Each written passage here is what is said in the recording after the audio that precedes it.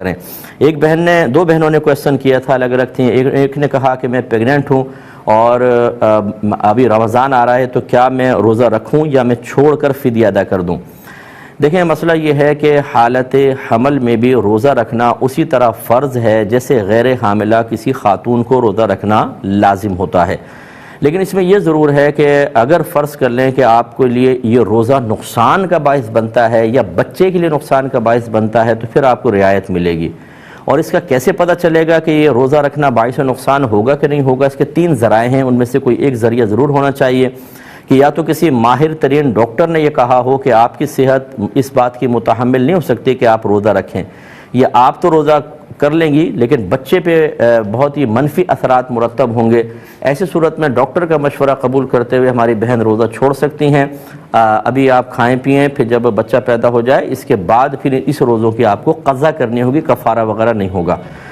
دوسرا یہ کہ کوئی سابقہ زندگی کا تجربہ ہو، پہلے کبھی آپ پیگننٹ تھیں، حالت روزہ میں آپ گئیں اور پھر اس میں بہت زیادہ آپ کو نقصان ہوا، آکسیجن کی کمی ہو گئی، پانی کی کمی ہو گئی، دیگر مسائل ہوئے اور بہت ہی مسائل ہو گئے تھے، تو وہ سابقہ تجربہ آپ کے لیے اس رمضان بھی ایک دلیل بن سکتا ہے اور آپ روزہ چھوڑ دیں کیونکہ پہلے آپ کی حالت بگڑی تھی۔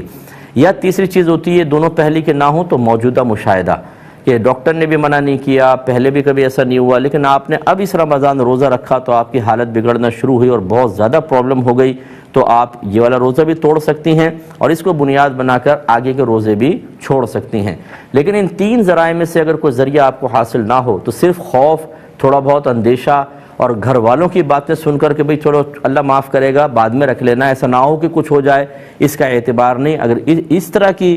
مطلب غیر شرعی دلیلوں کی بنا پر آپ روزہ نہیں رکھیں گی تو گناہ گار ہوں گے۔ ایسی ایک بہن نے فرمایا کہ میرا بچہ چھوٹا ہے اور میں دودھ پلاتی ہوں تو اس سے روزے پہ کوئی فرق تو نہیں پڑے گا؟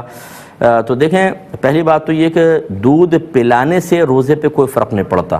نہ روزہ جاتا ہے نہ اس سے وضو ٹوٹتا ہے، یہ اچھی طرح یاد رکھیں۔ اس حالت میں بہنیں دودھ پلا سکتی ہیں، لیکن بات وہی ہے کہ اگر فرض کریں دودھ پلانے سے عورت کو اتنی زیادہ نقاہت ہو جائے کہ وہ روزہ پورا ہی نہیں کر سکتی اور دودھ نہ پلائے تو پرابلم ہو تو اس کے لیے بھی رعایت نکلے گی۔ ایسی بہنوں کو دیکھنا چاہیے کہ کیا بچہ آپ کے دودھ کے علاوہ کسی اور غذا پر یہ مہینہ گزار سکتا ہے، پھر تو واجب ہے کہ آپ روزہ رکھیں اور بچے کو دوسری غذا پر لے کر آئیں اور یہ مہینہ آپ روزے رکھ کر گزاریں۔ دوسری صورت یہ ہے کہ بچہ آپ کے علاوہ کسی کا دودھ قبول نہیں کرتا، آپ ہی کا کرتا ہے، جیسے بعض بچے دوسری چیزیں نہیں لیتے ہیں۔ ایسی صورت میں اب وہی غور کرنا ہوگا، وہ جو میں نے پہلے بتایا کہ کسی ڈاکٹر سے مشورہ کریں کہ دودھ پلا کے کمزوری تو نہیں ہو جائے گی مجھے، یا پھر سابقہ زندگی کا تجربہ یا موجودہ مشاہدے کو دلیل بنائیں کہ آپ نے دودھ پلایا اور روزہ پورا کرنا مشکل ہو گیا اور پرابلم کریٹ ہوئی۔ اگر ان 3 میں سے ذریعے میں سے کوئی ایک چیز ثابت ہوتی ہے تو پھر آپ کے لیے مطلب دودھ پلائیں اور روزہ چھوڑ دیں، لیکن اگر ایسا نہیں ہے تو پھر آپ روزہ رکھیں اور دودھ پلاتی رہیں اور روزوں کو کمپلیٹ کریں۔ یہ جو ہے نے فدیہ کا پوچھا تھا، فدیہ دیکھیں جب تک انسان چاہے ابھی چاہے مستقبل میں روزہ رکھ سکتا ہے، فدیہ نہیں دے سکتا۔ ایسی بہنیں جو ان حالتوں میں ہیں وہ روزہ چھوڑیں، بعد میں روزے کی قضا رکھیں گی، فدیہ سے کام نہیں چلے گا۔